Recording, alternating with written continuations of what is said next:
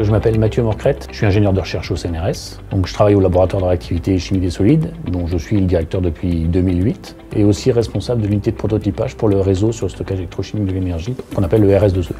Alors j'ai commencé ma carrière en 1999 à l'initiative du CNRS et de Jean-Marie Tarascon. Il a été créé une petite unité de prototypage. Et l'objectif, c'était d'intégrer dans des tout petits accumulateurs les idées des chercheurs français qui n'avaient pas les moyens de faire des batteries. Alors en 1999, effectivement, on montait des toutes petites cellules et puis cette cellule a un caractère personnel pour moi parce que c'est la première cellule que j'ai montée quand je suis arrivé au labo. C'était une batterie qui avait comme matériau d'électrode positif du LiCO2. On a pu faire les premières manip au synchrotron qui a permis de montrer un certain nombre de transitions de phase assez originales.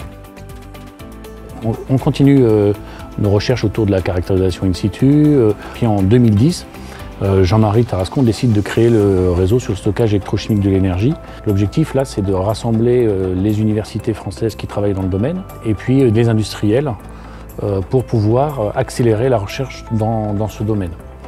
Et là, mon rôle en particulier, c'est de créer l'unité de prototypage qui va fabriquer des éléments type 18150 qui sont les éléments unitaires par exemple d'un ordinateur portable et puis de construire le hub de l'énergie qui va être le totem de la recherche dans le domaine.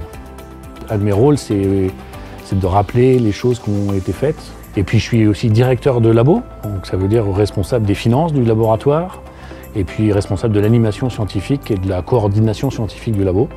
Puis je suis aussi au centre de tous les blâmes, requêtes, conseils de tous mes collègues. Et ça, c'est une partie du métier que j'adore. Mon recul sur les 20 ans de carrière, je veux dire que je ne me suis jamais ennuyé. Et ça, c'est extraordinaire quand on fait un métier, de se dire que je ne me suis pas ennuyé. Je n'ai pas les pieds de plomb quand je viens au labo. Ça, je recommande à tous les jeunes de pouvoir avoir cette chance.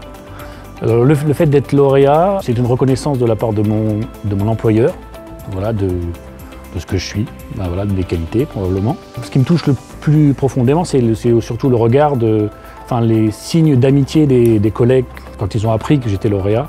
Les messages sont toujours m'ont touché particulièrement. Ça représente ça le cristal pour moi.